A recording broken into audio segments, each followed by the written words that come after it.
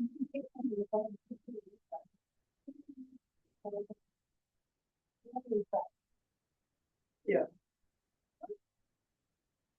So, good morning. We've got the meeting being recorded for all good Victorians. So welcome to our funders council meeting. I am acting chair of this, and in fact we haven't had a chair for quite a long time, years almost. But I'm happy to be here with Aaron, who is the vice chair, and thank you all for attending this Friday morning. And thank you for being online, Aaron. Appreciate that. I'm gonna go through roll call. Yes, please.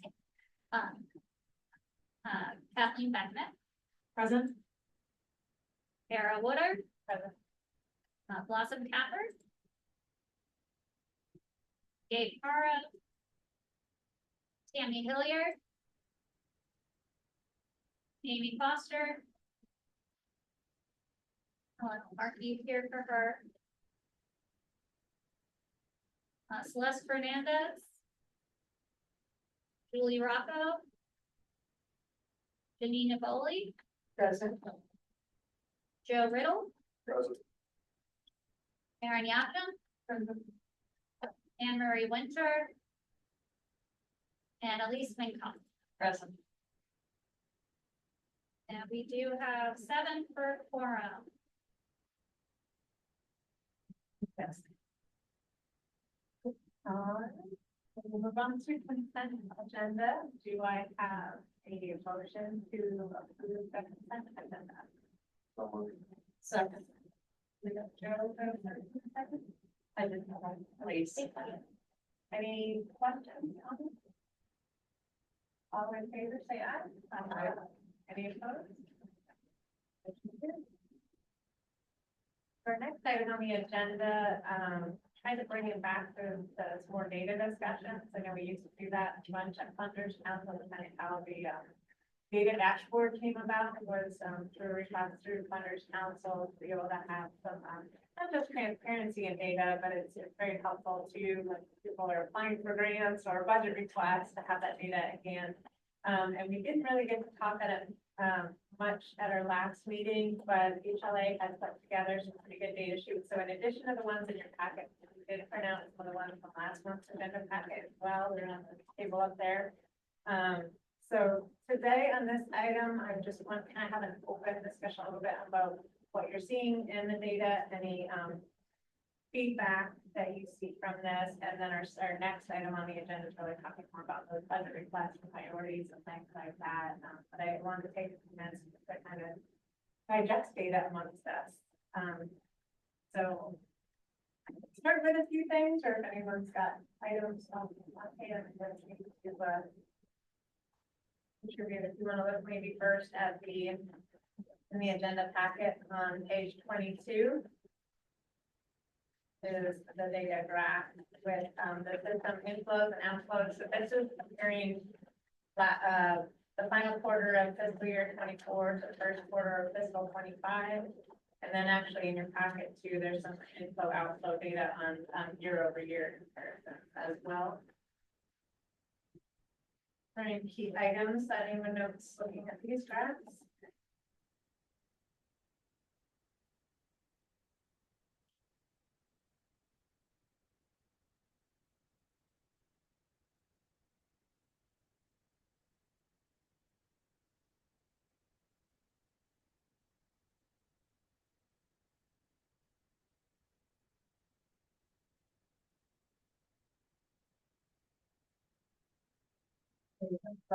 Versus the outflows, quarter over quarter, month over month. What do you notice?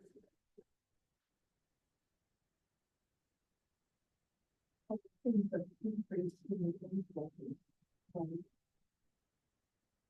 those later ones. Okay. And our outflows are going down slightly, kind of remain kind of steady. The first August through September and the better part going down, right? Which corresponds to we don't have enough exit strategy. Here's, yeah, it looks like our inflows are outpacing the outflows. So you've got 1,199.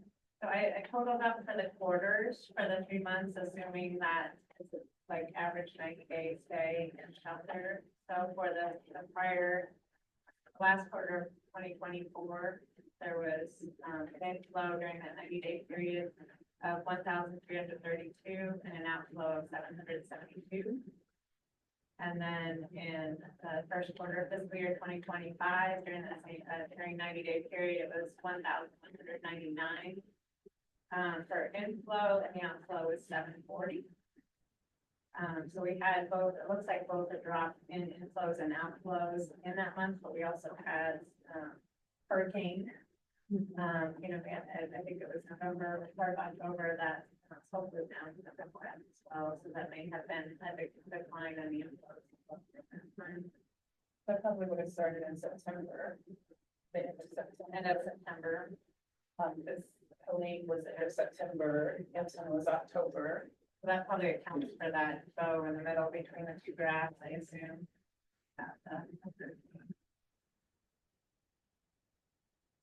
And this is calendar year, This is fiscal year, so it's the first in the agenda packet, well, but the data is shown calendar year, because August, September, October starts the new fiscal year.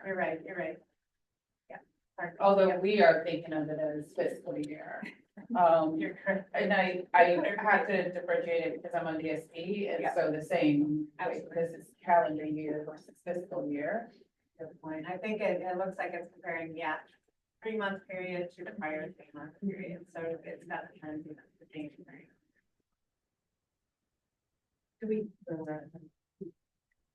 So if we take out the hurricanes, which had that bow in the middle for the inflows, it looks like, you know, compared to August and January, it's closer. It's still a decrease, which could be seasonality as well. But just thinking about in our next item on here, budget proposal request priorities, just really thinking about that we've got on the 90-day period that our outflows are quite a bit higher than, or sorry, our inflows are quite a bit higher than our outflows still in terms of how we maybe address that, which also can help shelter in past. Well, and if you look, so if you said to look at maybe seasonality, so if we've got November, December, January, we've got like 436 here at the end for our out inflow. 537 was in August. We have the hurricanes in the middle. Are we thinking that, you know, I would think that we have more inflow in our colder months here, right? And really it's a little lower than August. You know, what accounts for that? Is it people in FEMA hotels? I mean, why do you think that's a little lower now? We're really looking at seasonality. I think you'd have to look at where people are, where the info is. So on these points of notes, it says street outreach is seeing an increase of 20% in inflow. Well, that's because people that are coming here can't get into shelter, right? You're not a County resident. Yeah. You have 3 days in shelter, and so street outreach, I would say, I know for our community, we are seeing more people who are not from here. And so sitting at the shelter, they don't have an interest in necessarily this being their home. Right, forever. that's right. Yeah, if you look in the extra packet, I think that on page 7, and you see kind of year over year, and it's actually fairly constant with a kind of an uptick in the all, but then in the year prior, and then it actually looks like it does escalate here, so it could be heat related as well. I think we've seen that data before, that the summer months surprisingly are higher, even though it's kind of contrary to what people assume, that in the winter they're moving down here. When it's cold. So on the other, the extra packet I handed out to, is at the bottom of page, the first page of it, the exit and outflow data. So there's a 7% decrease in overall exits. And just take a look at some of the, what kind of increase, decrease, it looks like, we had a, measurable increase in exits to institutional destinations. I don't know if that is jail or health institutions and that kind of thing. And then,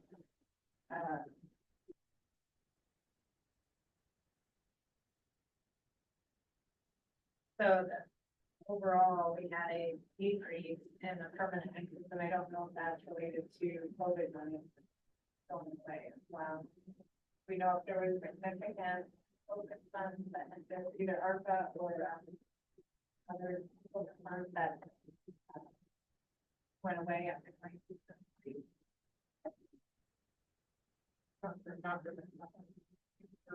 You had some for, or not for resident housing, right?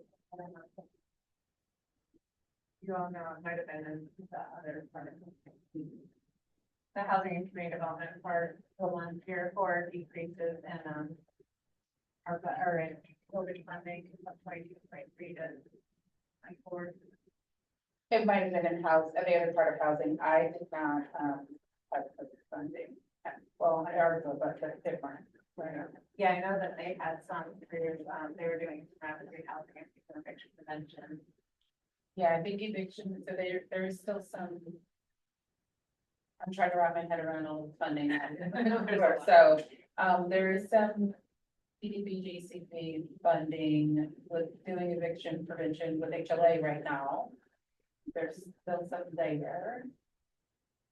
Do you know about how much and when it expires or? There's roughly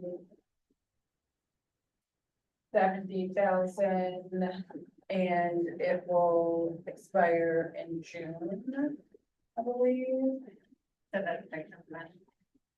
Yes, they've got 72,800. It's for a housing navigator, HLA eviction diversion, and it'll expire in June.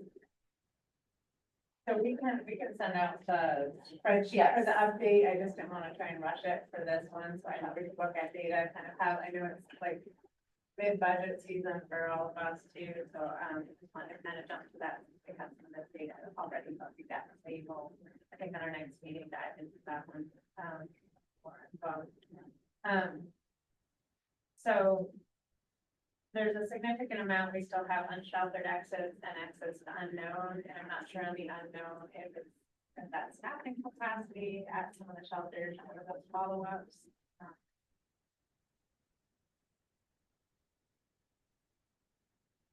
Those are unknown exits decreased by 17%. That's a good thing. People aren't just walking away. We don't know where they're going. You're right. Correct? Yep, you're right. Okay. Correct. Yeah, I was looking at the unsheltered exits, but again, good point. I had a good conversation with Monty yesterday about this, and it seems like they're cleaning up a lot of data on those exits, and I can only use like Safe Harbor, for instance, where people may come in the morning, they're not staying all day, so they're kind of checked in, but they don't stay overnight, so they're showing up as unknown. But then HMI is on the back end cleaning up that data because they really weren't a shelter stay. They just kind of popped in. And so there is really no unknown. They didn't stay overnight. Okay.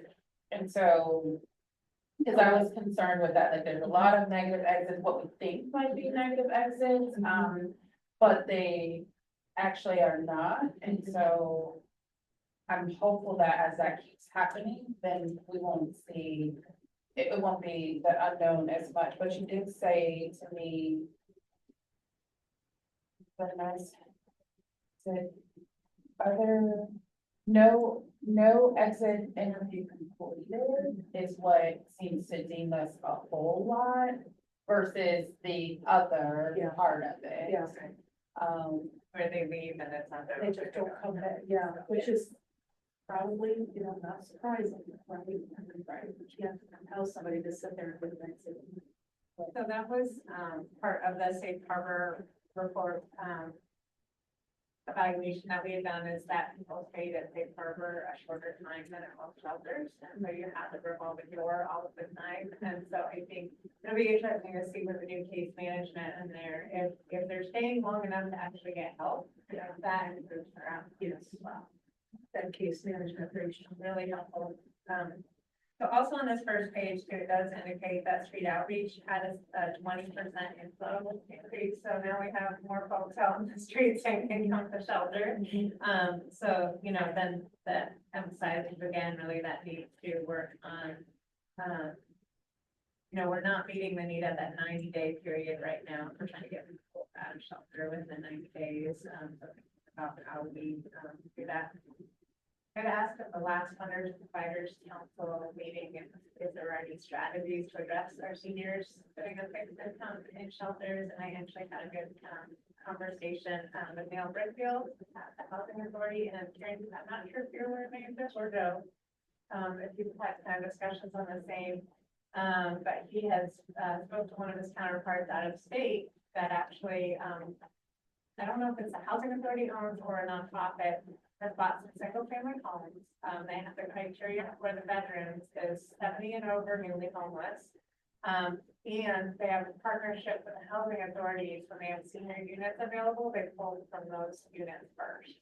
So it helps keep that flow. You don't have a senior citizen sleeping on the floor at a shelter. And then they did wrap around like meal on wheels and stuff like that to visit the homes. I'm going to ask Elise, is that the partnership with Area Agency on Aging? We have put together a collaborative effort to kind of kickstart this as a pilot project. And they were one of the collaborators at the table. The difficulty now is we have identified through the county a couple of homes that might be used that pilot project. And as a result of the hurricanes, we lost those 2 homes. So we're back to square one. You just have to find the right type of home to rehab and to put them into something that they're going to be comfortable with and thrive in. That's where we are right now. We don't have anything in our inventory to fit. So, in that scenario, would the housing authority be the owner of that property or a separate nonprofit? It would not be the owner of the property necessarily. We don't tend to buy onesie twosie houses. The reason it worked out well with the county is it's in Baldwin Heights. And it's actually a community, it's kind of spread out. And it really kind of fit the pilot model. And it just kind of unraveled from there. It's being able to find something out there in the community to partner with. And we don't necessarily have to purchase it, but we'll manage it, run the pilot. Okay. So that's something as we get into our other discussion too. I mean, right, and now I know we're all up in the air with HUD funding and that kind of thing, unfortunately, but I would think that's something that could be CDBG eligible as well, for land acquisition rehab and that kind of thing. So that might be a good thing to develop further and figure that out, especially with Area Agency on Aging and the partner for some of the service provision of there and then the agreement to the point. Yeah. Priority comes on to the minutes, but I was just gonna ask in the criteria again. So I'm not sure if this is me, if you know more on this. I don't know if you were speaking to the one that we found out about in Michigan or if they're gonna do it here, but they're using something like 70 and older recently. So I know we've got rents keep going up and we keep ending up with that situation with their folks. Yeah. And at least it'd be almost like a transition as to place. They would have to share a kitchen and bathroom, but it's better than sleeping on the floor on a cot for sure. And then they do have those wraparound services with the insurance too, which people usually have more buying if you know that they're on that with. Yeah. So We have very few seniors transitioning out of our 4 senior properties. So, we want to start this off real small because on average, we have about 3,000 seniors in our system on average. And we only see per month 1 or 2 transition out. It's not a huge number that transitions out of our complexes, which is a good thing. Oftentimes they're transitioning out because they passed or they need to go to an ALF. They're going to go live with their family. But it's such a small number. That's why we had to start very, very small in the pilot project.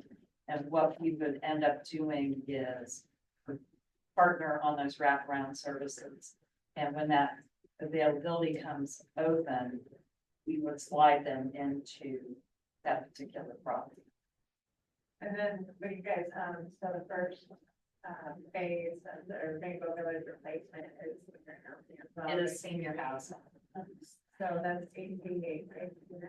Yes, and we're starting to do relocation for the second phase. And the second phase will also be senior as well, about 84. So there's potential there. I know we've got folks that have been a very long time in that, and then I think something that needs to be considered about how that looks. It sounds like y'all have done a lot of the legwork already in Outlook. So Yes. Really just finding. Yes.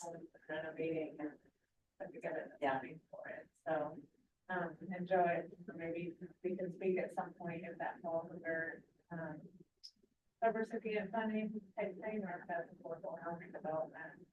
I mean, I guess it's kind of shelter, but it's not transitional housing. Yeah, See who's putting the money in. yeah, so maybe that's something we can consider on. Okay, that would be great. Do you have a timeline on the Rainbow Village? Rainbow Village, we talked about that yesterday because I have to staff up the complex. We're looking at early 2026. For the phase 1? Yeah. Which is how many units or people units about? 88. Great. And are seniors in shelter prioritized? Like, how is the priority? How does that work? Well, we typically are going to go back through our relocation list. Simply because they're now voucher. They were public housing. And we indicated to them that we would welcome their return. We have a lot of seniors out at Rainbow and public housing. So it's really kind of a mixed bag. I wouldn't say we give any preference to anybody. So it doesn't have that language. We have waiting lists. And we'll open up the floodgates on that. Probably about 60 to 90 days prior to actually opening. But if we did have some sort of system like this, housing authority is able to pull from those units first, if there was this kind of transitional housing. Yeah, we would be able to. So the other. But I question think really the focus is more congregate living. So we can get the meals in there for them. Right. Get the services in there for them in a group setting. Right. We envision that to be a better fit, at least for the pilot. What we're looking at Rainbow are high rises. Right. And it's just a different feel when you have that kind of environment. And I think what we want to offer are triage services. And it's easier to do in that kind of setting. So I guess the other aspect, is maybe, how can we tie in the other housing authorities that they can help hold priority with for similar type units too. So like you said, on average, it's just a few, here and there, but if we had all the housing authorities on board throughout the county. Looking for homes, you mean, like the individual Or, homes? at least for the housing authorities, the greatest help for those units, if the units are established, to help with the flow better, so that, it's not just one housing authority. Have we done outreach to the other housing authorities to have them join Funders Council? If any of them? I don't think so. There's Harpin, Clearwater, and St. Peter, the other. There is, Danielle Thomas with the Safety Housing Authority is on the COC Board of Directors. They don't have a seat on this council, but I would be happy to reach out to her, or give you that information if you prefer to reach out to her directly. The Clearwater Housing Authority has not been involved in the COC in a while. And I did talk to Robin at the Tarpon Springs Housing Authority in Florida. But I'm also happy to reach back out to her, or again, if you would prefer to get that information, if you prefer to reach out directly. Just to give you some context, I approached Kathleen about serving on the Funders Council, not so much because the Housing Authority is considered a true funder, but we kind of straddle both funder and provider arenas. And when I initially served on the Homeless Leadership Board, that when I served on the JWB board, I sat on the funder board. So I kind of knew how the funder board operated, and I volunteered to Kathleen to sit on this particular I council. think we all kind of straddle it in various ways. Yeah. You know, so it's a good point though. Yeah. Well. So I think you just have to- Yeah, I mean, we're a rapid rehousing provider, we have a health program, but we had to choose which one we were, so. Right, exactly. So to the point, I think some other housing authorities might say we're more of a provider. But are they sitting on the providers council? Actually, just asked me if she could pull that list. Because I don't think Clearwater House.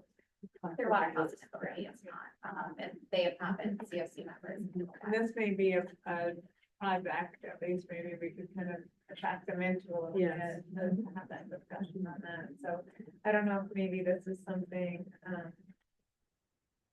I guess we first need to maybe find out where you guys have left off on everything and maybe have a separate. Sure, absolutely. I discussion think on it. we're just waiting and trying to figure out the house piece. Okay. Because we want two, one for men, one for women, Right. 2 homes. 2 homes. And those facilities at Rainbow Village will be designated based on sex. Like, so No, people live in an apartment, so 3 women in an apartment, no? no, we actually would prefer a home environment. Okay, We think that it would fit the model better than putting them in the high rise. okay. The Rainbow Village, I heard you say it wrote, it's now voucher, not public. It'll be voucher. So there won't be, not necessarily additional, the voucher wait list won't open up, it'll just be if you already have a voucher, you'd like to move, those kinds of things. We're still kind of looking Okay. at that. Okay. Because the majority of seniors who have vouchers are where they are and they are not going to move unless there's something that they have to, there's some reason. Exactly, but our wait list is huge. Yes. And just for information's sake, there is a 3rd phase for Rainbow. We're still layering our funding for that. And that will be multifamily. And if you've ever been to Rainbow, it's about 40 acres, which is rare in Pinellas County. The 2nd phase will have a huge community center where we're partnering with Evera Health to get a clinic in there. We're partnering with other nonprofits down the road. Part of what I do at the Housing Authority is I do programming. So historically, housing authorities have not really focused on large community areas. And the focus has been to be more at the development table and tell developers what we want instead of waiting for them to come to us and say, we want more units versus services.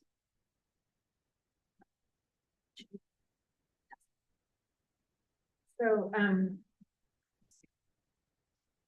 do we have a few people that might be able to meet with Lisa and her team to maybe kind of sit down the details, or maybe with area agency on aging, I know we have Marines on this usually too, and just kind of maybe Round bring out table. some like more Yeah. details on it so that we could Brainstorm. see what's needed and see kind of how the workflow would go before. We would love to host people at the housing authority. I was just wondering, does this, plan have a coordinated entry integration? We're looking at that piece. We only had like a handful of meetings. So when the hurricane came around, it kind of dashed our hopes. So, Mr. Brickfield has gone out and talked individually to the people we invited to the collaboration and has told them we're kind of on hold right now.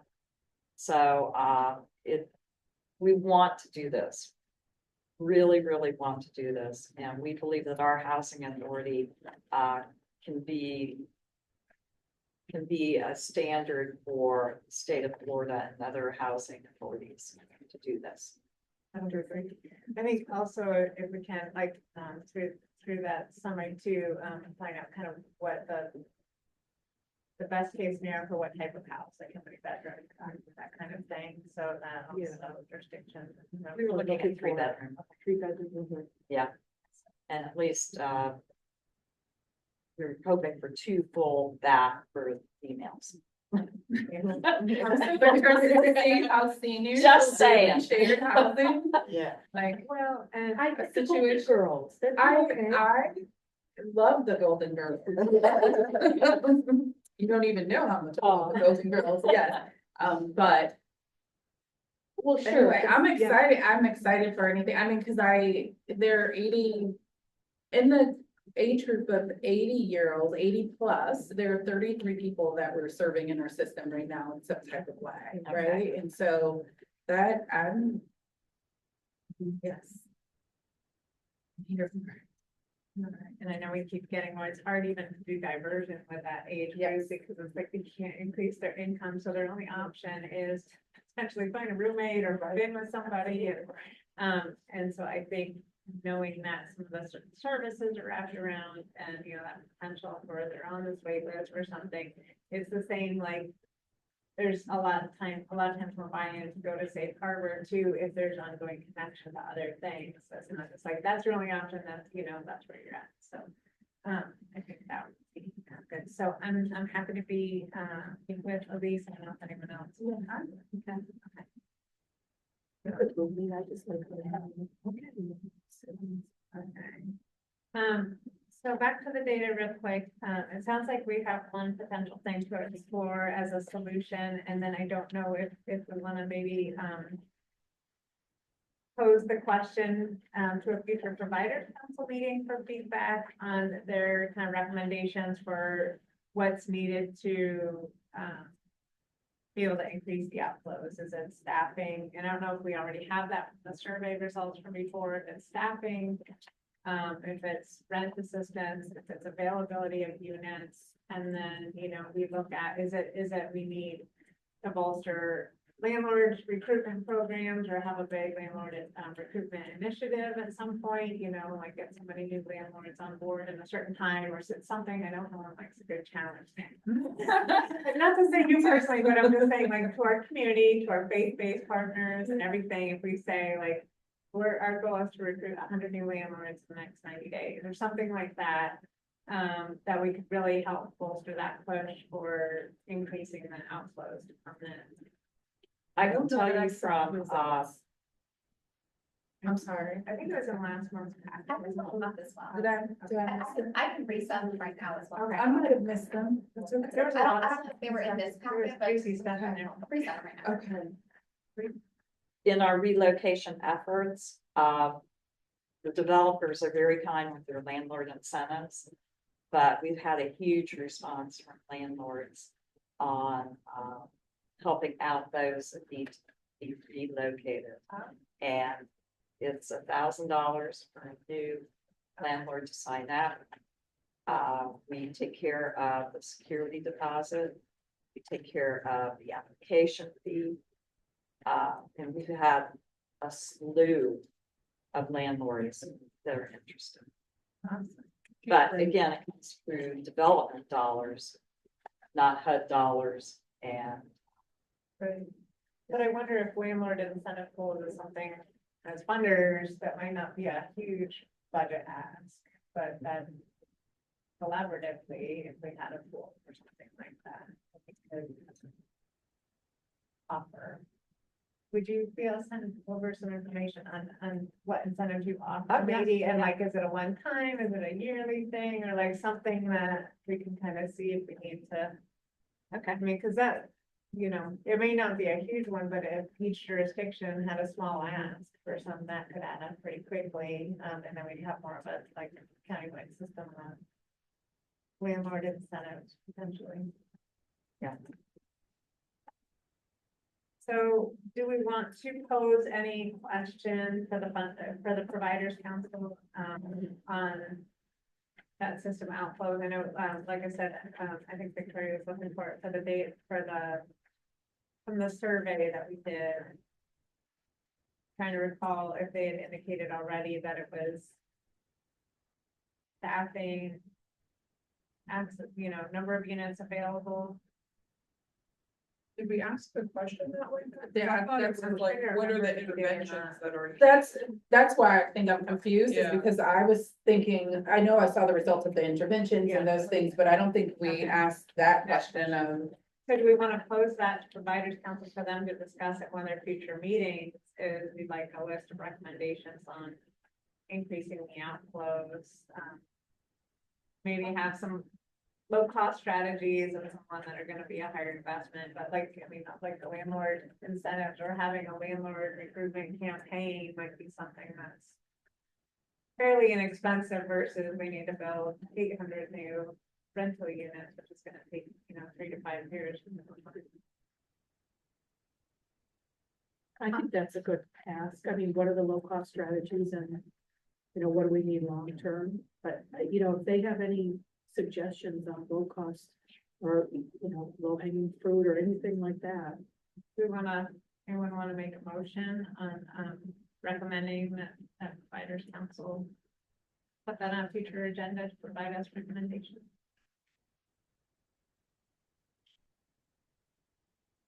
I'll make that motion. I'll second it. All in Take favor? it as a chair, even though you're running this section. Anybody else want to Maybe make the not, motion? I'm not sure she could, To be sure, I'm not sure she can make that one. make the motion. Uh, To recommend to the Providers Council, a list of recommendations for increasing outflows, low-cost strategies, and then more long-term. like that, So I'll I'm good. second it for discussion. Okay. okay. I'm wondering if we've asked this already. And if we can't pull that information back, like it could have changed, right? Because times have changed. We don't have the COVID dollars, all kinds of things could have changed, but I'm wondering if we haven't asked this already. So maybe, would you recommend modifying that to first identify if we have that information? And if not, Bring then go forward with ahead. future provider or funders council for discussion. Funders, I mean, I don't know why we couldn't have it at the joint funders providers council, that way we're hearing it real time. Yeah, that would be nice. You want to make the motion? at the Friendly next? I'll entertain a friendly amendment. amendment, there you go. So it sounds like what would be brought forth was, here's the data that we have already. Has anything changed? Is there anything to be added? What about discussions? Because a lot of the things are probably things for higher costs, but I'm not sure. Victoria, there may be stuff from the recommendations from the anti-camping task force too, that's low hanging fruit that was put on there as well. Absolutely. Because I know we talked about that, like trying to help people, get a house quicker for shelter space, so. Oh, I forgot to. No. All in favor? Aye. Any opposed? Can I go back Lisa, I just wanted to, so you're saying you offer $1,000 for a new landlord to sign up, you take care of security deposit, application fee, you've had a slew of landlords who are interested. Right. That's phenomenal. What type of money are we talking about? Where are you getting that? I mean, Typically the developer. the developer puts that in, okay. So these are not existing landlords, I mean, Correct. okay, all new development. whole new slew of new landlords. So, I don't know if we need a motion or just a follow-up on to report back on the senior home thing. I think that would just be a follow-up direction, right, that we report back. Okay, Yeah. do that. So the next item. Can I say one? Yes, absolutely. We surveyed our VASH landlords and asked them about incentives. And we thought for sure that we would get back a lot of pay this, pay this, pay this. The majority of them wanted to be reimbursed for damages. With the VASH. Have the damage account at HR. So there is a landlord risk mitigation fund for rapid rehousing, that the HLA holds for the CoC. That's actually one of the things on the Providers Council agenda for today, because there is talk of increasing that limit from $500 to maybe $1,000. So it is only for rapid rehousing, but there is a pot of money that the HLA holds for the CoC for that risk mitigation. So I don't know if this is funders or providers either on this, because we do have some different housing navigators and landlord liaisons throughout the system. So I don't know, I mean, they're kind of dispersed throughout agencies and things like that, but maybe I wonder if it would help to have kind of like a focus group at some point with those groups too, and get their feedback, share some of these new concepts and everything as well. And then at the housing conference in Orlando this year, there was a presentation from South Florida, I think it was Miami area, on their landlord recruitment program. And it really was like all the navigators and liaisons agreed that they, put their information for their landlords and share it in a portal. I don't know if it'd be like the Florida Housing Search.org or whatnot.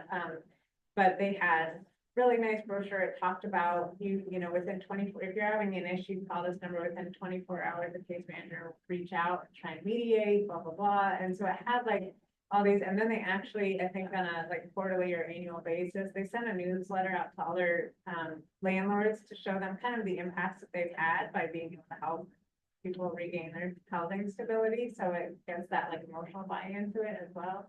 But I just thought that was pretty neat. I have the flyer, I guess, but I'll shoot the name over to you. But so I don't know if that makes sense at some point to see. I think so. I mean, the HLA, I'll be honest, I'm not sure if Alex is still doing these, but I do know at least when I was in the housing navigation team, Alex, our director of program services, was doing regular virtual meetings for housing navigators throughout the system, or housing specialists throughout the system, just so there was an opportunity to meet, collaborate, best practices, what's going on, what have you seen, that kind of thing. So I can definitely follow up with her, see if that's still going on, and if there are opportunities to kind of build on that. Maybe we do a virtual work group or something like that, because I know people will be coming from all over the county. And is that kind of what you have in mind? That's what I was thinking. Yeah, I think that's good, and I would be surprised if it's still going, because I don't hear that come up from CoLab, and we have housing navigators, and then we have a housing navigator at that time. Yeah, that might have been something that ended with COVID, but I'll definitely reach out to her. And if it's not still going on, we at least do have that infrastructure, and it is something that we can definitely put together for a work group. I'm confident about that. But then also, like, if we have this landlord incentive program, if it is a more system-wide thing that's established, like find out from those groups if that would help, what they see on the front lines, what they need as well. Yeah, I haven't done housing navigation in a while, but I can tell you that landlord incentives are really, really helpful. Even if it's just, listen, we're gonna give you an extra month's worth of security deposit. You don't even get to keep it, but it's there. It's just in case something happens. That was a really big help. So.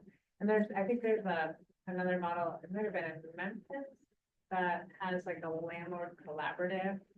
And so they do, a bunch of training and support for the landlords, but they do get an incentive to be part of that collaborative basically. So Yeah, I think if it's a strategy we want to adopt, it would be helpful. And, I can't say there's gonna be more funding towards it, but as we re-procure CoLab, which is gonna be due soon, that could be something that we could roll into the rapid housing program, CoLab for the vendor to respond to. Well, and what, again, thinking outside the box, a little bit.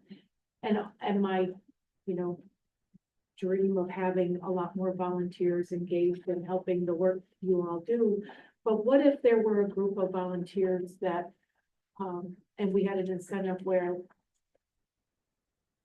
if a renter meets with a volunteer once a month, and the volunteer goes in and talks about, home maintenance and being a good neighbor and all that kind of stuff, you get a $10 bus card or something like that. And that would hopefully reduce any kind of mitigate, the repair that you're saying landlords really need all this money for fixing their home back up. It's just developing a relationship. It's just like, Do you think there's any, willingness, like, I know you've worked with a lot of faith-based groups. to Yeah, actually, I like, think, have volunteers. again, if they know of a house within their, 5-mile radius or something that's got some voucher or whatever, and with a landlord situation, and they could, I'll go and sit down with them for a half hour once a month and chat with them and share with them resources in the area and give them a pep talk and give them a bus card and talk about being a good neighbor and taking care of the house you live in, it's. Sure, I think that idea, I think that actually would work really good for, like, I think of the CoLab and how they kind of house people in the same apartments because they have that connection with the landlord and maybe that landlord has 5 or 6 units.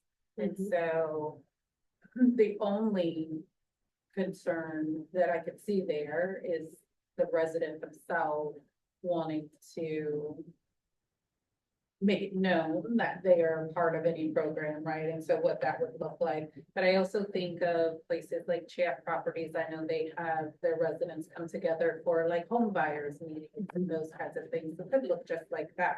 It doesn't have to be that you're part of the program, Right, just right. that, hey, we're offering this resource. It would have to probably come from the landlord is where I think. And not so much the program. Do you know what I mean? Like if the landlord says, hey, I'm offering this resource to y'all and this person's gonna come out and speak and they're offering some incentives, then that might look different than that's just all of my tenants who happen to be a tenant can have access to it. So just for, staying on time here, I'll switch us over to the discussion about, any of the proposed budget requests that you all are putting in right now, or planned requests, just to kind of get an update on where we're headed. I know we talked about the priorities last time. Talked a little bit more about current data today. So I just kind of wanted to go around the horn, and maybe we can start with Karen on kind of what you're looking at for continuing programs and any new items you're looking at. So no new items. The one program that we were looking at possibly shifting was the CABI program. And so based on the feedback and discussion for the continued need for that kind of permanent supportive housing, like wraparound model, we're going to continue recommending funding for CABI, but we're going to probably modify some of the parameters. So right now it's 3 different organizations working together. We've seen some declines in referrals. We've seen some declines in staffing. So I think we're going to look at re-procuring that as one program with one organization leading the services. And if they want to subcontract with others, they can. So that's our recommendation to kind of revise, reboot CABI. We may even look at renaming it. And, there could be specific focuses. So, if that wants to be a senior program, that could be. So we're going to leave it open for the vendors to kind of respond to the need. But the model would need to stay the same, that it's wraparound services for substance use, mental health, and case management. And I think that's awesome. And then once that gets operational, to whoever needs to know about the front door, maybe that'd be a good one of like the quarterly need. CoC presentations, and then whether it's street outreach or, you know, shelter, whoever could tie into that, that'd be really good. So we have, as far as what's being recommended, all of the current funding is being recommended to stay as is. But we do have some procurements that are coming up, so our shelter beds, that's gonna be in re-procurement. Right now, that's through HEP and, West Care. So that's gonna be up for re-procurement, we're drafting that RFI right now, RFP right now. And then really everything is gonna stay the same. As long as it's approved at our budget hearing. And when did you say the co-op one is back up for renewal? I think it's next year, I'd have to double check, but I think it's next year that's up for re-procurement. And that's rapid rehousing. I think it's 26, right? It ends in 27.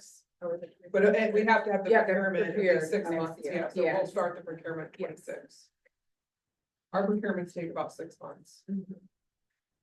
Janine, what about JWB, any continuing or new or decrease? Yeah, at this point, I think our leadership is still kind of looking at that. Our fiscal year starts in October, so we typically start looking at that a little bit later in the year. I think they start generally in April. Start looking at that. At this point, I haven't heard anything about any decreases or potentially any additional programs, but certainly as they kind of look at those that we're funding and determine, you know, what some needs may be in the community, the leadership and some changes to that. But at this point, I don't have any information about any potential changes. Are there key items that you all are currently funding just for the greater good information? Yeah, I don't have the exact amounts, but I know that we do fund the St. Vincent de Paul for the family shelter. And then we also have some dollars for the kind of that bridging families program. And then also rapid rehousing. And then we also have some funding, I believe, for directions for rapid rehousing with their which program that is. I believe might be the Family Works program. Yeah. And then in addition to that, we have our FSI, which is really prevention, early intervention, trying to prevent families from being evicted. So that's our focus with that program. Also, there is some part of that we do assist with move-in assistance for families that are sustainable and meet our criteria. You also have a kinship program for seniors raising the grandparents raising grandkids too, don't you? Yes, we do have a kinship services program that we fund. Just thinking about how our seniors are getting hit with funding, we just know that resources. I forgot one, I just want to make sure for the record. So we are also months away from releasing our opioid settlement RFI. And one of the 7 priorities was safe recovery housing. And it's going to be a minimum of $3 million for programming. So it's going to depend on who applies. But that was one of the 7 priorities. So if someone, you know, if an organization applies for a safe recovery housing program, that could infuse more housing into our community. It's a $3 million minimum. Wow.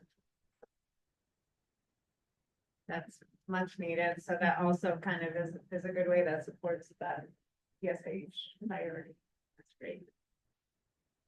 Can you, I would assume HLA will get that, so like in their newsletter, they can send it out. Oh, yeah, we'll send it out. We're doing the final scope approval on Wednesday, and then we have a couple more processes we have to do, and then it'll be released. Thanks for the question about the FSI for the prevention The family services. yeah, initiative. services in the so got a couple calls recently about a group of Afghan families, 17 families in Clearwater, that their funding has run out. And but not completely eliminated. Anyway, I'm not clear on the details because it's phone calls that have still happened within the last 2 or 3 days. But that might be something that, I mean, do you have funds, significant funds? Well, I'm not sure when you say Yeah, I mean- significant funds, but Fun. that program is really intended to assist families that have experienced kind of some sort of bump in the road where there typically are Alice families who are working, Yep. experience some sort of unexpected event. Typically, it's the adult or the child is sick, unexpected household car expenses, health expenses that really kind of push them out of their ability to meet their monthly expenses. And what we were seeing was they would start to fall behind, and then once they got behind, they couldn't get caught up. So the program is really intended to go in and kind of help stabilize those Yeah. families, get them caught up. We do have what we call system navigators that work with the family short term. It's generally 30 to 45 days. I think our average right now is in like the 48-day range, to really kind of help stabilize them, do some linkages, get them connected with other resources, assist with any benefits that they may be eligible for, and there may be issues or challenges. So it's really kind of intended to help support those families, kind of be that wraparound safety net for them to keep them in their current housing. And then, as I said, for those families who unfortunately may be unhoused or may be in a situation where they have to leave their current housing, but they don't have funds for those move-in costs, because we know that they're through the roof these days. There are some resources available to help with some of those move-in costs, again, to try and help prevent them from needing shelter, becoming homeless. Right. There are some that we have assisted that might be like a self-paid hotel. And then they're able to locate housing that they would be sustainable in, but because they're paying so much for the hotel, they can't come up with those deposits. So that's kind of really where we've been focusing to, like I said, stabilize those families, prevent the eviction, preventing them from moving into that homeless system. You just Great program. Yeah. It's a really good program. You just touched on something too, obviously with our data, the other way to fix the imbalance there is to have fewer people entering the system. So it's super important, and we've, our street outreach specialist gets a ton of calls, I mean, probably 30 to 40 calls a day. And I've started having them track just to indicate if it's someone that is imminently becoming homeless or literal street homeless, because I have a feeling there's more of that imminent that we haven't necessarily mapped out what the current system looks like for where we send them and how quickly it can react for that, for the diversion piece, if it's like within 72 hours. I don't know if you all are kind of in that same boat. It could be good maybe for that educational piece, just to like map out where folks go for that, what funding is available. Because obviously it's something that happens so quick. You have, maybe 24 to 72 hours to act before they're out on the street. But that may help at least making sure if we do have systems that everyone knows how to connect to that. Yeah, that would help. I think part of what we find is that there may be a program today that is $2,500 from all of their funding being gone, and then that program is still there. Doesn't mean it's not there, but they don't have funding again for that. And it could be just till the next month, or it could be they're out of funding for the rest of the year. So that's what we find mostly when we try to do diversion so. As the funder, we may fund programs and we refer people to the program, but we don't oversee the program. And so therefore, we're just doing the warm handoff, like, hey, this person has called me. Can you please, I think based off everything they told me, they meet all the criteria. Can you please connect them to resources? It doesn't mean that they're going to be able to utilize that resource. And we find that quite a bit with programs that we fund. And we're not telling them that they should, we're just asking them to help them. So Yeah, we usually send either FSI or AFAP, but again, if it's a senior on fixed income, AFAP's not gonna do, actually, neither program would work for that, because they're not gonna be like, please, very. So, If I can just add, for FSI, it would have to be a family with minor Right, children. right, that's what, yeah, so a senior, yeah, FSI is out in AFAS, Yeah, is only yeah. for short-term loss of income, so. I don't know if we have that version piece in place for our seniors yet. I'll also add that we do see a lot of families that are already kind of in that eviction process through FSI. A lot of times families will have 30-day notices or 3-day notices. Our navigators have been really good about negotiating with some of the landlords to try to provide some additional time while they gather the documentation and we, process those requests that come in. We also have a partnership with our legal entities. So for those families that may be further along in that process, then our navigators try to do that warm handoff to those legal entities for them to kind of look at things to see if there's any issues or concerns with what's going on. Sometimes everything is by the book and the way it should be, but other times there are issues with what the landlord or property manager is trying to do, and then those attorneys hopefully step in and try to assist. Again, while those navigators are trying to work with the family to help kind of stabilize the housing, there are times where we can't prevent that eviction, and that's when it may shift towards move-in assistance Right. and trying to see if the family can identify a housing option that would be affordable for them forward.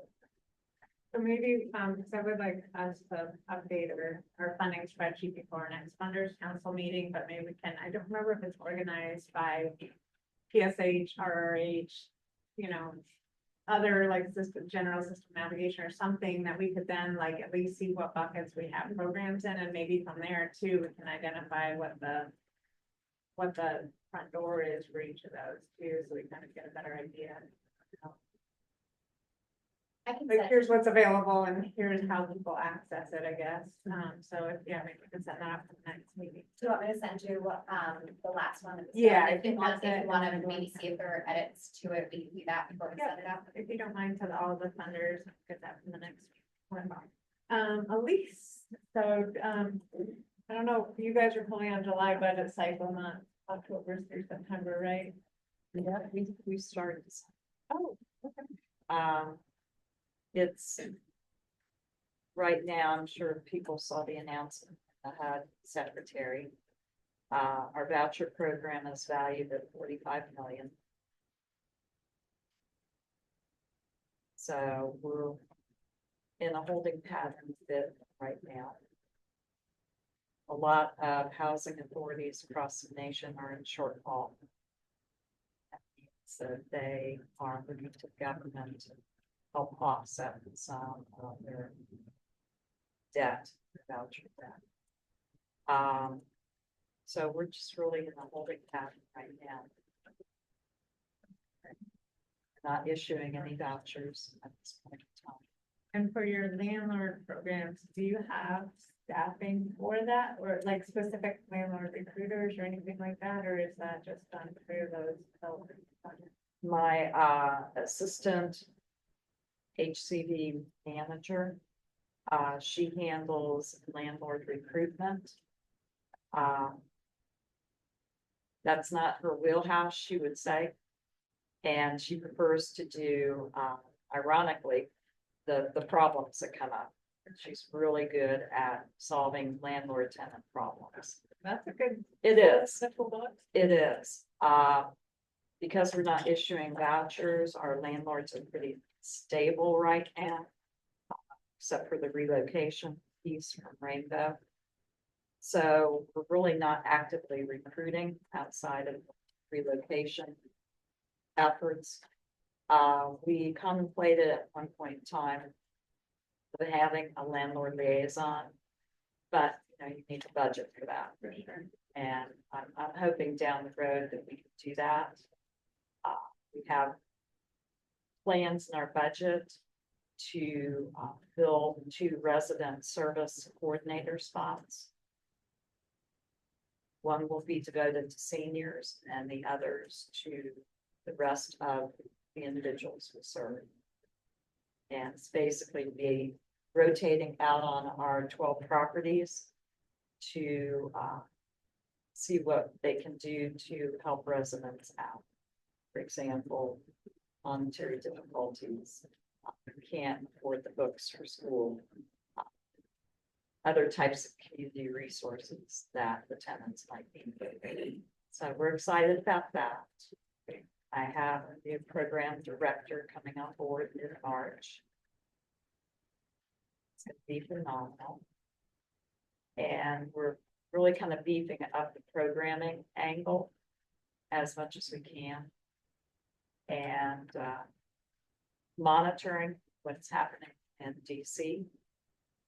And looking forward to meeting our new HUD contacts because regional offices have closed.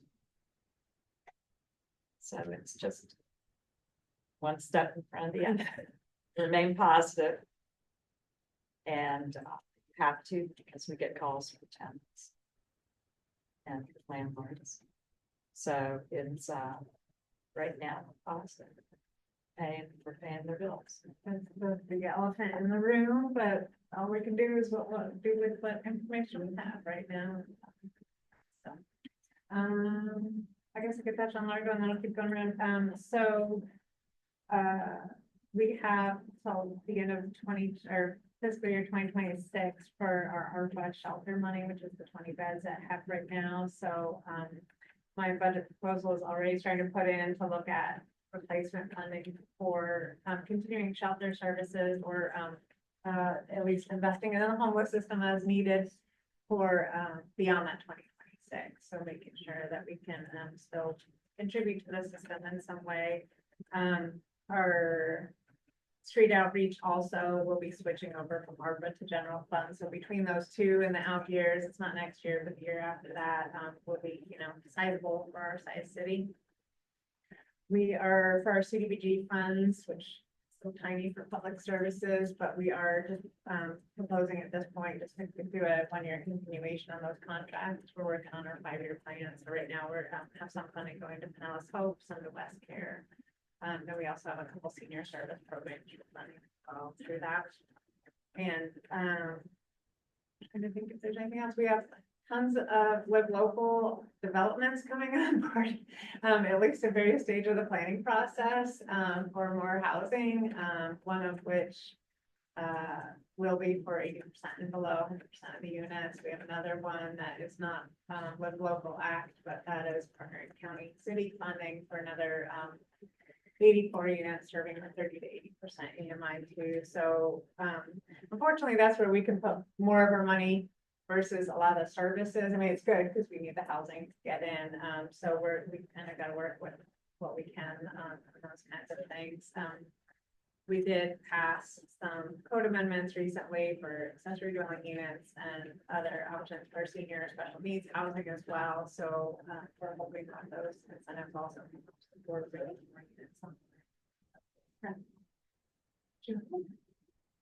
We did get the emergency, the ESG rush action plans and then to HUD. You're waiting. Today is the deadline for those rush applications. Once we get those in, we'll get those reviewed and back to the Board of Commissioners to get those approved by the Board of County Commissioners in order to get those funds out on the street, as well as our normal application round closes today. For our ESD and our CDBG, we're continuing to move forward with all of the chaos that's going on in the world. We're continuing to move forward with those applications. Looking to see where any of our homeless providers come up in those rankings. I do see several here in our that have got their applications submitted, that see where they rank and fall. We normally have somewhere between 350 and 375 of public service funds, which we can allocate toward our homeless providers, depending on where they rank. So we'll see where those go. Right now, we're funding HMIS with our ESG funds. We have metropolitan ministries where we have a combination of CDBG and ESG funds, which is in our current fiscal year. So we'll take a look and see where those, to get those funds out.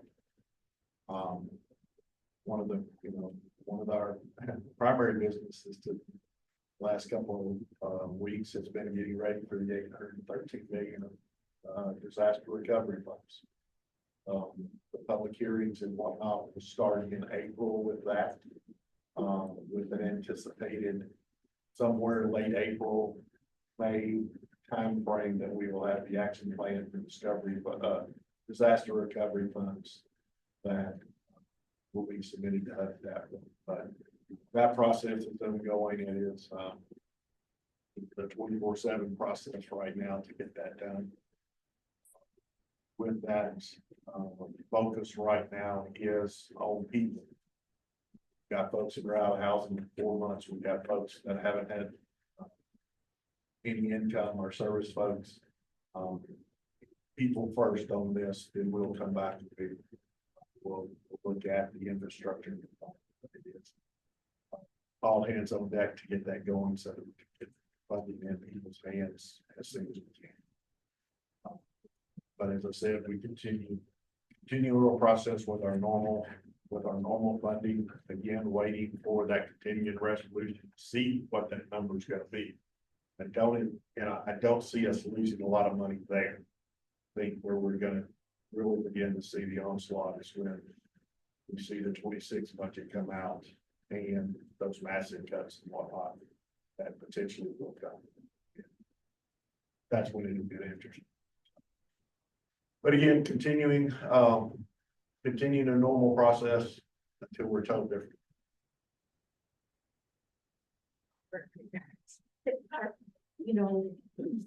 I follow what's happening and then saw the Tampa Bay Times article. Are you all approaching the state about some funding that can be reimbursed when this, when the recovery funds come down, if they do? Like, so you can go ahead with those public meetings and planning for recovery plans? Well, we're continuing with the 813 until they tell us to stop. Okay. We're full ahead on that until somebody says, no, you're not going to get any money or whatever. And like I said, at that point, then we start those strategies of trying to figure out how we cover the cost we have or when it's going to come. My anticipation is we're going to get to a point not too far in the future where with the executive orders that have started decimating affirmative action, DEI, all of that, we're going to have to stop and start taking that out of our programs. It's in every agreement we have. It's in every document we have. That's where I think it will get difficult because we'll have to pause and take all of that out and everything else. Our new funding for October 1, I don't know that it's going to be available for that various reason.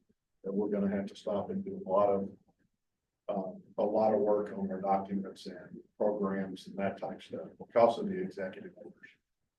Then that's when we do get kind of that stopping point to figure out where we go from there. There's been very, very little that's come out for direction down to our level, so we're just kind of biding time until we see that evaluation, see what happens, so. Helen, I don't know if you want to share on yours, and also I don't know if you have any update on those that wanted to get. Absolutely go. Hey, That was we're on easy. it. So, but what about your other budget type things? So for me, my budget is pretty much going to be the same request as it was last, for this fiscal year for FY25. I do know that we probably will not be rolling over dollars like we normally do. So I say that like for the collab, typically I will roll over dollars. I probably won't ask to roll over any funding that's left on the table. And if there's not an opportunity to repurpose it in any way right now, then we'll just let it go back. General fund. And then for the other part of it, so our grants and things, so our budgets are due today. And and so mine is mostly almost all done, just one final check and then all of my stuff will be in today. And then for the housing component, the one thing that will change for us is now that we are under housing in the agencies that have applied for like our social action funding in the past and apply for CDBG and yes, all of those things will be looked at a little different because you will not be able to apply for the same program using social action funding and CDBG, right? So the agency can apply, but it'll have to be different programs. And so that'll be very different for our community. Because we're together now. Part of us coming together was we were recognizing we're funding the same agencies for the same thing. And so we just want to make sure that we're capturing that we're not all funding, I'm gonna say like the same case manager and I'm doing 20%, they're doing 30% and someone else is doing the rest, right? And so we're really trying to get a hold of that and make sure that we're able to make the biggest impact in the most efficient way. So that'll be different, and Avery has already started, having that conversation with agencies because, CDBG is open, now. I'm sorry. Senior social action planning grant applications later on then, so it's It's like in May. either you do, okay, so it happens after. It's in May, it'll open in the beginning of May. But other than that, my funding, I've been asked to, increase anything at all or decrease anything.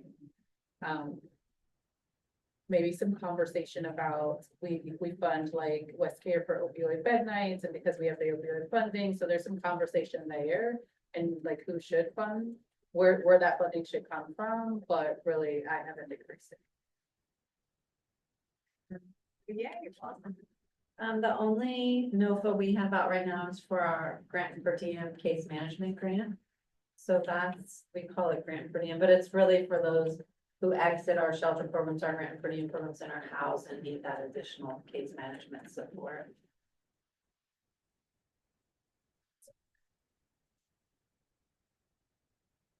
As much needed. Yeah, there may be opportunities too. I mean, we were talking a little bit about volunteers checking in with people and so forth, but like even I think ARP still funds where they will pay if agencies have positions and can do training available. Just thinking about even if it's follow-up calls to see, that volunteer or people are trained on this, they're getting paid through ARP, but they could, make the calls to check in, maybe some like probably some crisis intervention training along with it, but also the certain key things that maybe we've wanted to follow up on questions and just checking in, and that also has that client know now they've got someone they can reach out to. I mean, not necessarily just for your program, but overall, as we look at our different nonprofits, our different shelters and so forth, if they are short on staffing, if that might be another resource and a funding mechanism. If we had some sort of thing that could train, and it may help some of our seniors with some extra money. So just another kind of like avenue we could think about and that may help on those exits to unknown. Any other, HLA, of course. No, I was moving for us. I was just gonna say there are a couple of programs that do some supports for seniors right now. Golden Generations, for instance, they have a program where they have some people, I think mostly like young women enrolled in this program where they go and clean seniors' homes. So there are a couple of agencies out there doing a couple of support programs like that right now. There's also I forget what the name is called. I want to call it like the phone support buddy system, but that's not actually what it's called.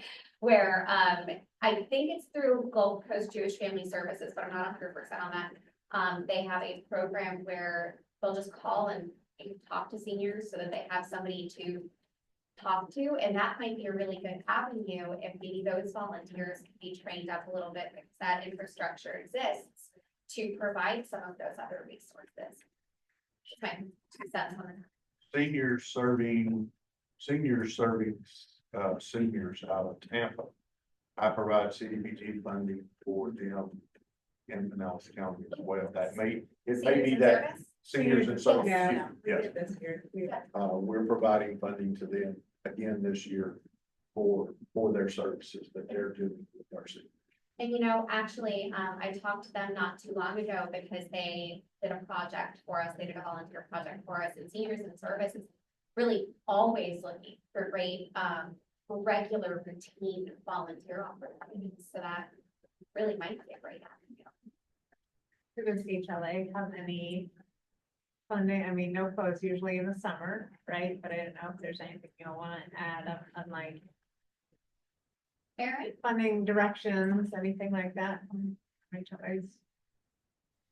Yeah, I mean, we'll take it back to staff and think about it. I don't think anything comes to mind right now. I mean, especially with the current environment, with worried about what could come any moment tomorrow from an order. Yeah, but I think there's a lot of good ideas today that we can all talk about, though. You guys are kind of have to wait until the NOFO, like HUD information comes out before you guys know kind of where they're headed. So Yeah, I mean, right now it's kind of a pregnant pause until that happens with Yeah. what do we do in between? I mean, we have some of the challenge on shelter, some other funds we're waiting with directions for, but until that happens, we don't, there's not much to do yet. I think that's it on this. I'll turn it back over to Kathleen for old business.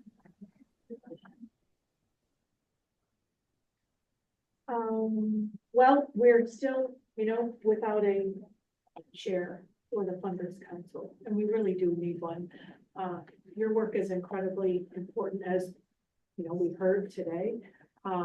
Without funders, things don't happen in the county and with our nonprofits and our providers. This was more, do we want to get we got the legal Yeah, opinion on Yeah, that. and so, hopefully, Victoria or Erin can provide the update on it. Go ahead, Victoria. You have the email from Charlie, right? Yeah, I do. Thank you. So what Charlie, hold on, let me actually pull up the email from Charlie so that I'm not just, giving you my recollection. Yeah, no, I think it's important. Read the question as posed because it's a charter answer. So let's have the exact question and then his answer, I think, is important for the council. So we asked, excuse me, we emailed Charlie Gertis, the COC's attorney, to very specifically say, can the Funders Council chair seats on the COC board and executive committee be divided to balance workload? And he said, no, the Funders Council chair is an appointed member of the board of directors and also a member of the executive committee, same person. We also asked, can the Funders Council chair serve in a non-voting / advisory role on the COC board / executive committee to avoid potential conflicts of interest? He said, I do not see any basis for that ex officio status in the government documents. If a conflict arises in a specific context, then a recusal on that specific vote is the proper way to address that. Arrow then asked, because Arrow was, of course, included in this, if the COC charter could be amended to make the Funders Council chair a non-voting member of the COC board, to which Charlie responded, he doesn't know if there's any legal impediment to such an amendment. So that is the long and short of it, was that no, those positions between the board and the executive committee cannot be split. And as of right now, the Funders Council chair is absolutely a voting seat on the COC board and executive committee. However, Charlie does not believe that there are any legal impediments to a charter update that changes that, but that would have to be changed through the COC charter first. I don't know, if you want to have a discussion or if anyone's got, you want to make a motion to request an amendment to the COC board. I mean, that's what y'all need to kind of decide. And I think, the point is that some of the pushback has been, well, I can't serve as chair because I may be voting against an elected official or someone else. And I think Charlie's the second question is he doesn't see that as happening. First of all, I've never witnessed any kind of a conflict or anything that was appeared to be problematic since I've been here. Maybe I missed something. But if there were something that were a conflict, somebody could just recuse themselves from voting. But I will say I think, from my experience, we're really missing input from funders on that executive committee. We need a funder representative on there. You guys are a huge part of the work of the COC, and the executive committee needs you. I need you on the executive committee, and you're missed. I would be more supportive of making it official and Oh, recommending. yes, they please do. amend That's the just my bylaws opinion. To make it, what did we say? It was like an advisory position on the COC board. So that's the third executive option. Committee rather than a voting member. Is that for the board and the executive? I think it would have to be, I don't know who serves on, are there elected officials on the executive committee as well? Yes. Yes. Okay. So it would have to be both. They could shoot it down, but I'd be in favor of taking up. Karen's probably thinking what I'm thinking, so I'm just gonna say it. I'm gonna be quite frank. I would still feel the same way, advisory indoor voting. That you still run the risk of, I mean, you still find yourself, it's not that we might not, we might very well not find ourselves in a position to be going against what our elected has said, because we probably may have had some conversations or whatever, but you could, and the fact that you could. And that's okay. I mean, from my experience here was Duggan Cooley was the chair and he didn't have to worry about it. Right. Which was really ideal, JWB would be good. There are a number that could fill that role that don't have an elected, as part of it as well. I think that last time we talked, though, it was more thinking about, let's say, the COC board is having a discussion, but they're really missing a piece of information that would come from the Funders Council, not necessarily saying vote for this, but like, if they're recommending something that's totally not feasible, or there's not money for, like, that could be something more on the funder side, that to share that background and insight, or at least provide background and insight on what the group said, the council said, but it's not necessarily saying the Funders Council recommends blah, blah, blah, unless it's an actual thing that we're all voting on that goes part of the agenda, where it's not necessarily that person representing on there bringing it, it's just an agenda item for them to take up. Does that make sense? Yeah, It was more of like an I expert understand. situation on it versus being like, I understand it, and our elected oversees our budget, so they Yeah. know, they know the funding part of it, so I do get it. The other thing I'll mention is, since I've been doing, and some of the executive committee members have been doing onboarding of our new members, most recently, there have been some questions about the requirements of being on the COC.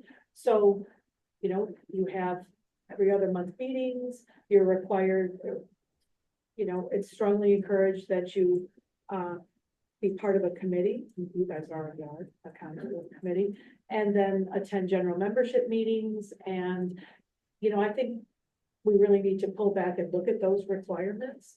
And, if someone serves perhaps as a chair of a committee, the general membership meetings, things just need to be looked at. The requirements of participating on the COC need to be revisited, I think, with the charter. And that's, something that I'm gonna bring up at the next board of directors meeting about that. I doubt I'll get any pushback. We'll see.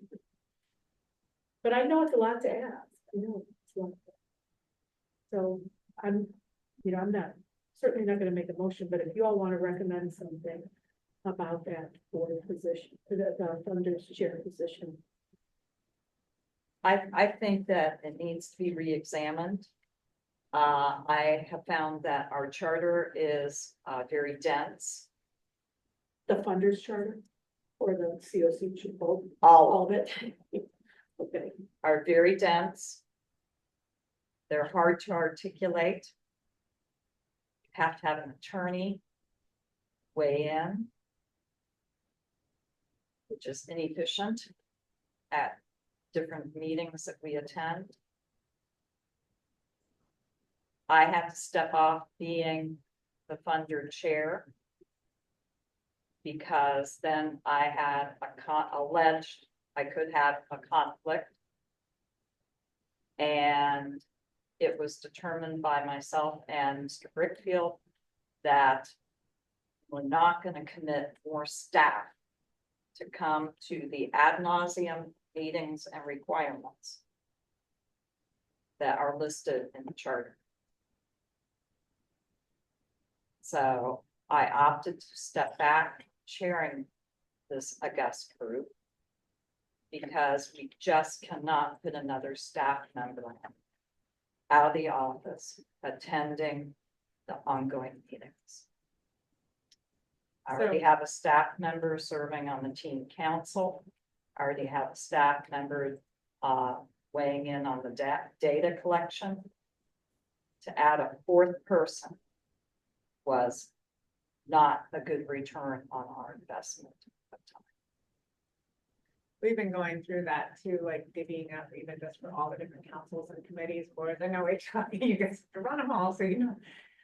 But really trying, because we need time to actually implement the programs too, and how do we, make those effective as we can and minimize people's time for that. And I know we've had some of some virtual, so it cuts down some travel time and stuff. But it is, I think, not just for that position, but there are so many different components to serving. They're all have worth for sure, but how to kind of consolidate that to make it more efficient for staff time. Can I ask if the other municipalities, so like Largo and St. did your attorneys weigh in and say the same thing, that there's an appearance of conflict? Yes. I don't know if we specifically asked it, but I think it's gonna be the same thing as you all are hearing on that. We do have a council or commissioner serving on it. I think just one of the things we've talked about in the other meetings, as far as maybe not necessarily splitting executive committee and the COC, but there was a commitment and discussion from this group that if someone that is not in the same situation as those that work in the county and the cities could step up to chair, others would take other responsibilities off. So if there were other meetings, if there were ranking review, other committees that we needed to attend that the Funders Council chair does, we did have commitment to say we would do that. that's nice.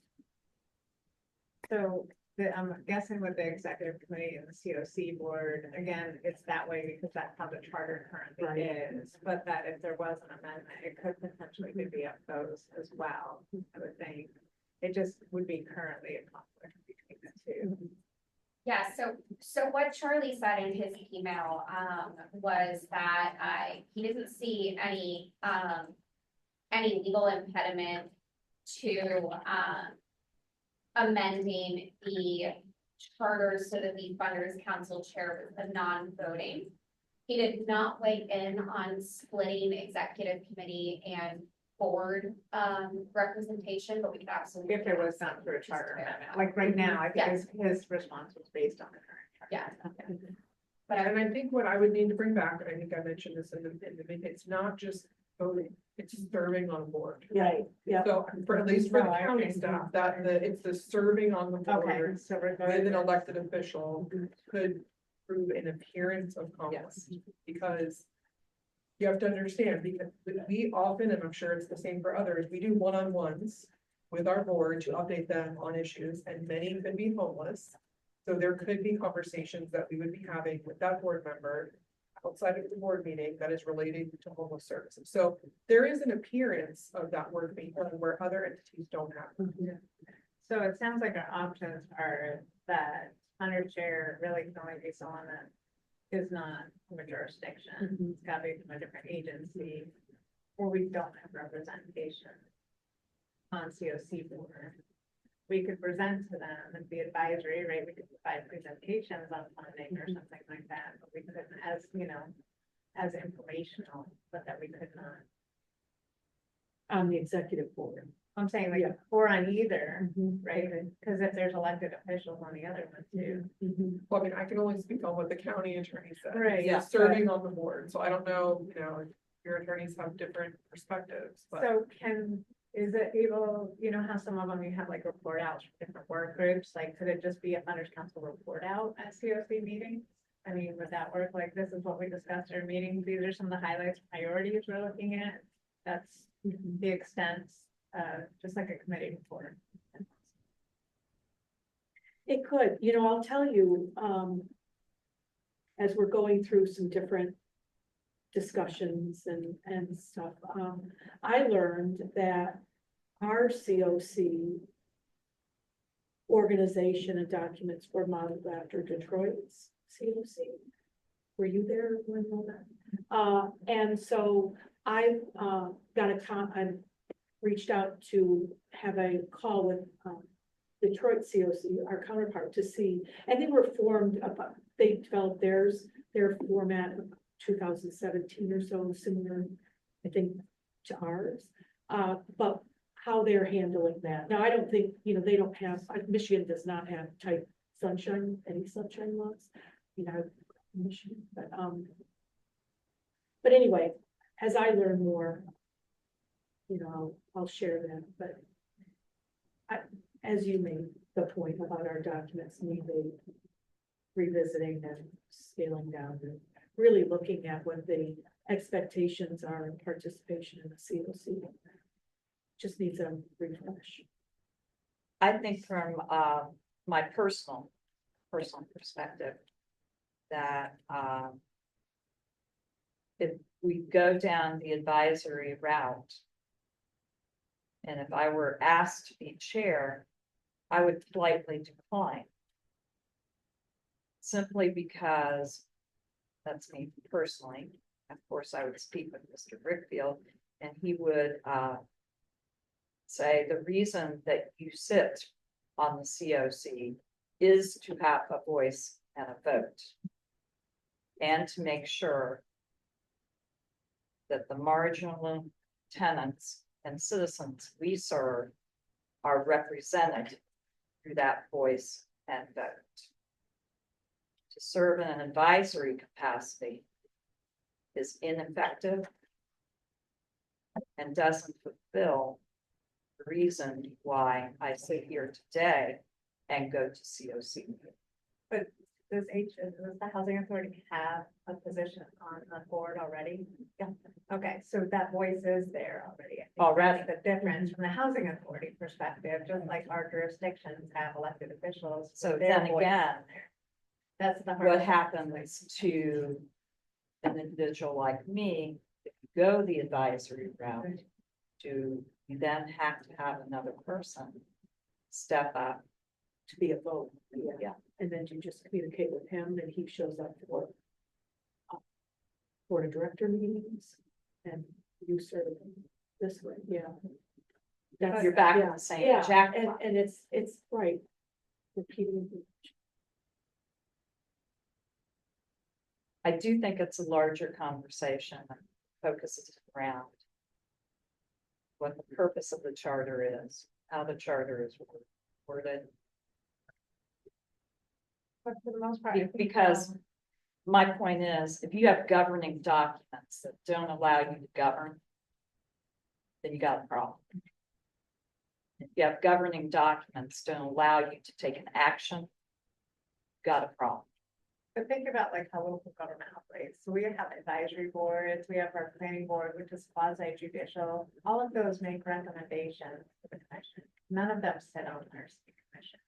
So I'm just thinking if it's the same way, like our report outs or our recommendations, are just presented as to provide them information for them to make decisions, since all of us seem like we already do have someone on the CoC board that could vote, but you're providing the information to everybody in the room based on this committee versus having then voting on it again. Like, here's my recommendation, and I'm gonna step aside and vote on it too. I think that's the complex part of having it on both sides.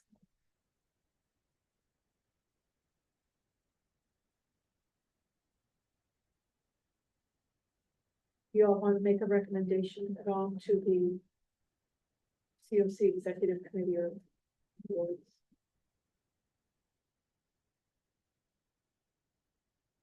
Yes. What's the recommendation? I don't have, I was gonna ask if those specific questions that was asked of Charlie could be shared with us. Yeah. I would be willing The to, questions and answers? yes, take Okay. that back and ask my legal person what she thinks. And it doesn't stop what we're doing here today, it just means that we might have some You get additional input. information. Yeah.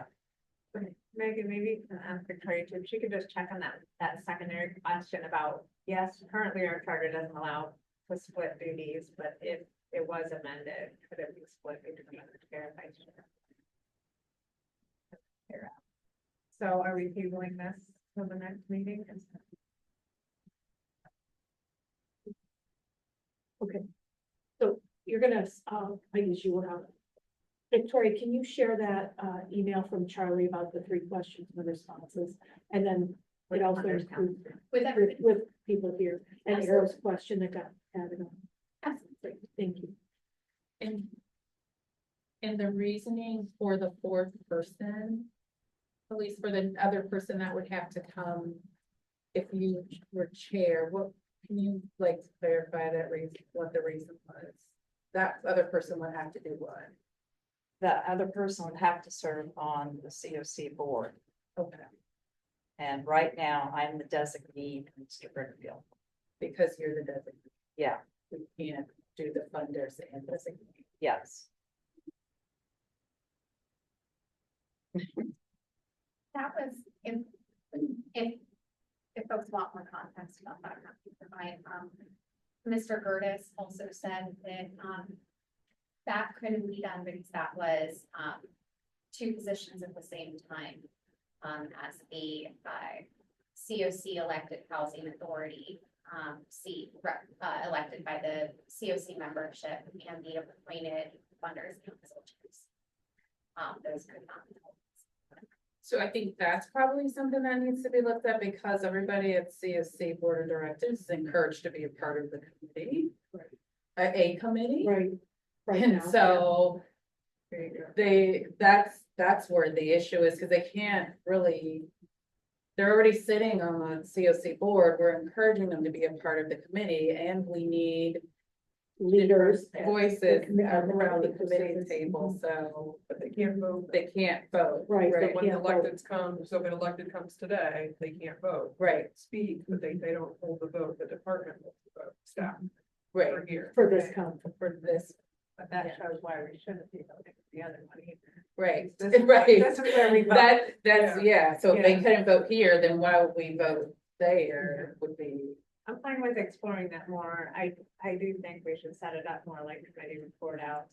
If anything, that this is what we've been working on, looking over, this is the outcome of it, these are the main priorities we've identified, and that helps them make decisions at that level. It still gives the whole board a voice, but it doesn't put anyone in a seat to, you know, it's just a committee report. Right. Just like we have for local government. Yeah, that's what we do in all of the yeah. county meetings. I mean, we make a recommendation and the board decides if Yeah. they're holding our Yeah. recommendation or not. We don't also get a vote. Right. Right. That's right. But it sounds like we're tabling it for now to get a little more clarification, send that email out, and then we'll check with our people. And I'll bring that to our executive committee, so I'm in regular contact with that possibility, you know, see what. We can't be the only unique COC No, that's having this issue. no, How are other people getting around this? And I won't say getting around it, or how are they dealing? How do they with do their this business? issue? Right, How are they right. doing their business? Because got all of these COCs that are out here doing exactly what we're doing. They have got to have figured out something to be able to do it in a proper way that allows everything to be happening. And not having these issues, because I've been a part of this now 6 or 7 years, and we've been talking about this for 6 or 7 years. And, So it's not gonna last at least. So, yeah, because we had you it, know, we had it pass for a while. Yeah, but, you know, there's got to be some other COCs out there that have figured this out. Yeah. Or we need to diversify our representation and add others that don't run into the same issue. Right. There's That's a good point. 4 of us, of our 7 that are in forum, 5, that run into this issue. mhm, Yeah. mhm. Good point. Been like the community foundation. too, but- I was trying to get us to share. I think- I think stay on top. I knew that show you were looking. Yeah, we look at each other the exact same way. Yeah, it's there. Try to get to me. Right. All right, you know, I mean, we could direct the HLA to just, you know, to investigate what other COCs are doing in our area, you know, in our state, as far as their configuration. That would be good. I mean, I'll go out there and do some research too, but Aaron, is he like? Maybe Aaron, you're kind of looking I'm here. overall. The setup anyway, right, of the systems right now, like, I don't know if you've had any comparisons with other places, kind of how they. Just even the COC or the nonprofit or whatever. Yeah, Yeah. so this is actually really hot topic right now, and it's broader than the elected conflict of interest issue, because could be an apparent conflict with an executive committee or a board set up with any, you know, how it's set up right now. So best practices, we're looking at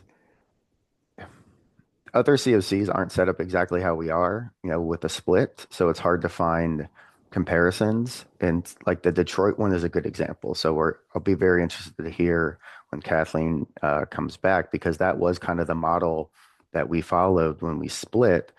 And so the dynamics of other boards and their charters, it's not an apples to apples. It's really apples to oranges, because their boards look so different than ours. And so what Charlie is basically saying is what we have to do is on a case by case basis, look at the potential for conflict and step back at each time.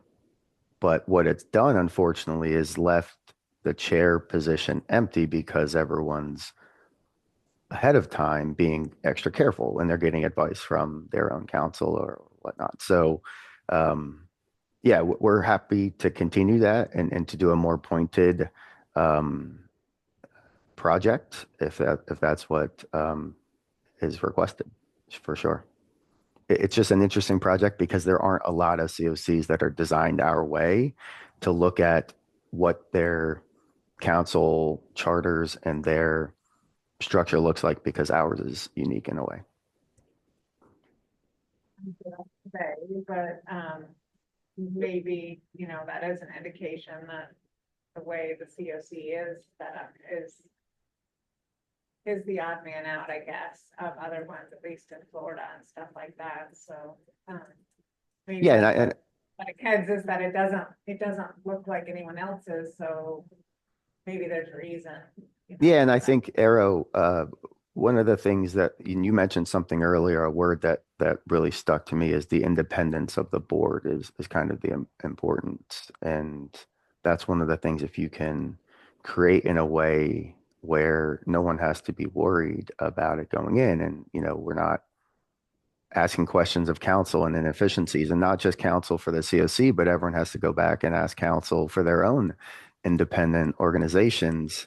It just creates so bottleneck after bottleneck, and we're tabling things, and, you know, we agree. So whatever the HLA can do to help, we're going to do, including looking at the documents, as Kathleen knows, we're trying to work together with that. So yes, agreed on all fronts.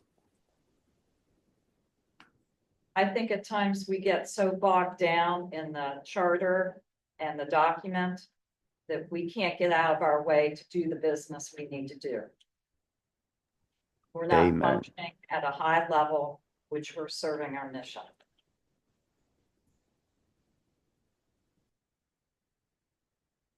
That felt good to say. We ran into that, I felt like with, like going to the safe harbor report too, is like through staff level, we could only take it so far before it had to go, I mean, it's not us that can make the funding commitment, you know, and so I think that's the same thing, is like, how can we basically advise the CoC board at least to adopt what priorities there are that they then take back as priorities for their, the rest of the board, you know. Well, I will say thank you for your candor, and we hear it, and we will, I'm committed to making positive changes in that. To make it more efficient and less cumbersome. I find it very cumbersome. Yeah, the whole topic, it's the subject matter of dealing with homelessness and the nuances of funding and all that business is incredibly dense. And then to have documents that are dense to do the work to kind of oversee it is like, oh my gosh, we're always just trying to Walk through it. yeah. Message her. Thank you. Not everybody appreciates my candor. No, I do. I like candor. It's efficient, right? Don't dance around the subject, just say it. Let's go. Got homeless. Yeah. Okay, any open discussion or public comment here as we're getting close to it?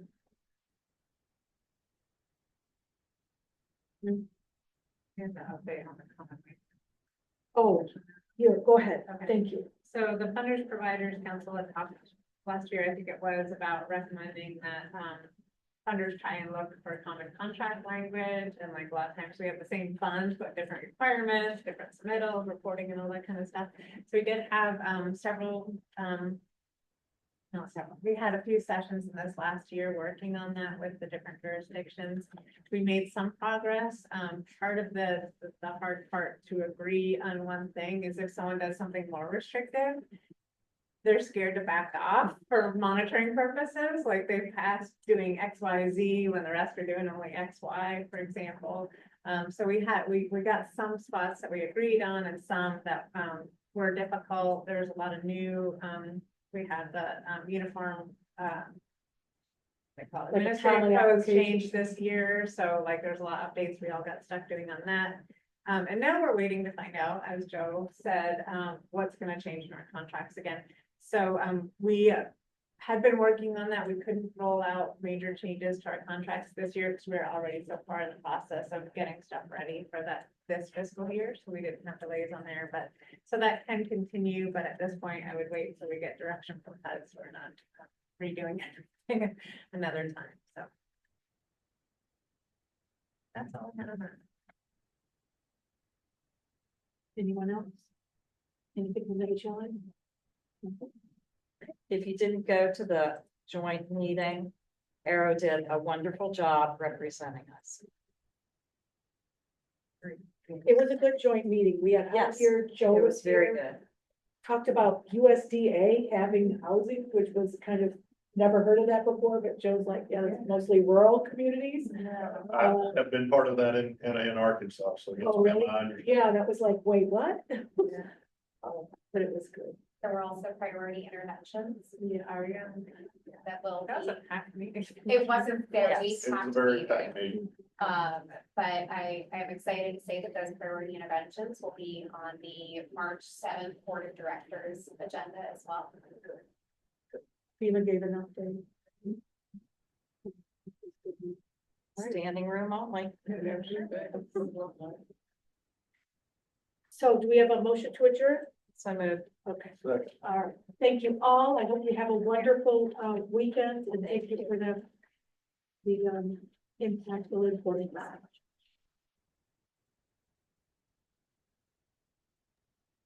Thank you all.